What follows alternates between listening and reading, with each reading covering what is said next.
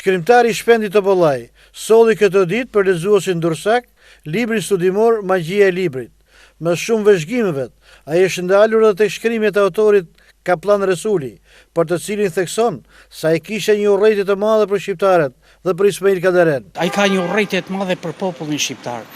Jeta e vet Kaplan Resulit mbasi erdhi në Shqipëri, po dhe në ish Jugosllavi, ka qenë shumë komplekse. Këtu ai botoi romanin Tradhia, i cili bëri shumë përshtypje, por paralelisht ai sistem siç ishte gjeti atë shkakun për ta futur shumë vjet në burg. Pasi doli nga burgu, ky e pa veten si të shpërfillur këtu dhe jo të vlerësuar, dhe filloi ta quaj veten jo shqiptar, unë jam bosnjak, unë nuk jam Kaplan Resul, po jam Kaplan Resulovic. Edhe në librat e tij ka shkruar 5-6 libra me shumë urrëtie për shqiptarët, thotë që populli shqiptar është populli më mosmirënjohës në botë. Flet për ne. Kjo më revoltoi dhe gjithë urrëtien ai e ka me Ismail Kadaren. Sikur Kadareja është marrë me këtë, Kadareja s'ka punë fare me Kaplan Resulin, se si lidhte asgjë, mund të jenë takuar një herë në lidhjen e shkrimtarëve dhe deri këtu mbetet ajo punë.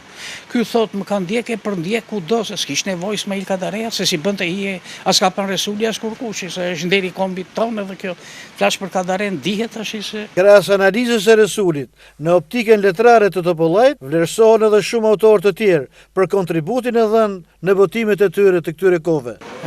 Në këtë libër unë kam pasur parasysh kryesisht autorët tanë. Autorët tanë, dua të them, që nga Kosova, Maqedonia e Veriut, edhe deri këtu në vend.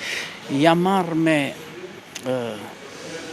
analizimin e librave që ka shkruar Kaplan Resuli, autori romanit Tradhia, me mlef të madh kundër Ismail Kadares ton, edhe jam munduar t'i përgjigjem brenda normave të kulturës dhe të edukatës. Gjithashtu,